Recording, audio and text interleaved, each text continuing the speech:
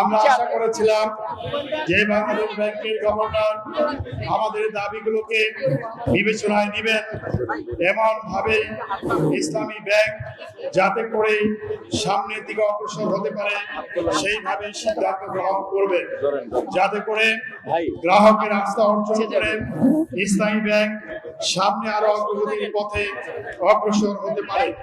কিন্তু আমরা দুঃখের সাথে লক্ষ্য করছি যে আমাদের যে দাবিগুলো, সেই দাবিগুলো যেগুলি আমরা স্মারকলিপির মাধ্যমে তুলে ধরেছিলাম, কোনো দাবি বিবেচনা করা হয়নি।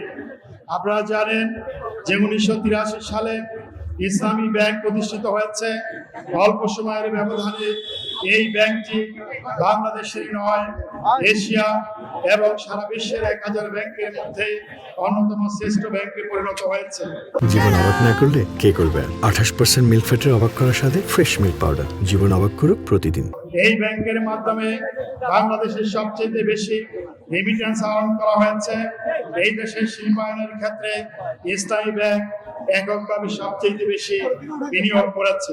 কিন্তু 2017 সালে বিগত পেশির সরকার এসালাম নামক একজন ব্যাংক লুটেরার মাধ্যমে এই ব্যাংকটিকে লুটপাট করার সুযোগ দিয়ে তাদের হাতে এই ব্যাংকটিকে তুলে দেওয়া হয় এবং এই ব্যাংকটি এসালামের নিয়ন্ত্রণে যাওয়ার পরে সেখানে অনিয়মিতভাবে তারা ঋণ গ্রহণ এবং ঋণ গ্রহণকৃত টাকা বিদেশে পাচার, এইভাবে এই ব্যাংকটিকে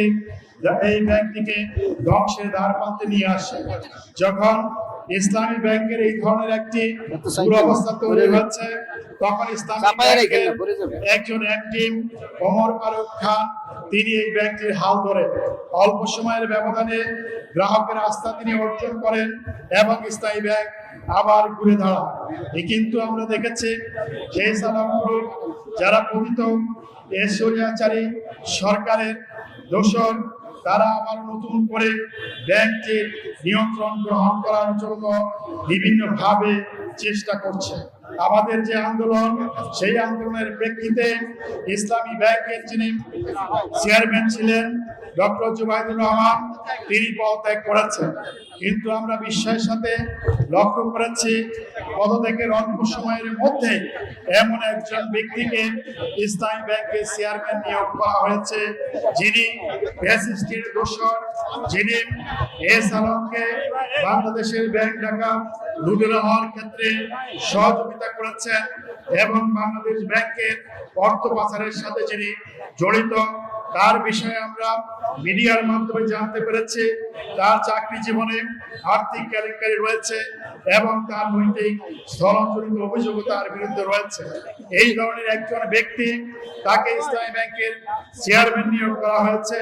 তাকে আমরা চেয়ারম্যান হিসাবে বাংলাদেশের সচেতন ইসলামী ব্যাংকের গ্রাহক হিসাবে আমরা কোনোভাবে মেনে নিতে পারি না। তার মাধ্যমে ইসলামী ব্যাংক সুষ্ঠুভাবে পরিচালিত হতে পারে, ইসলামী ব্যাংকের স্থিতিশীলতা শৃঙ্খলা রক্ষিত হতে পারে।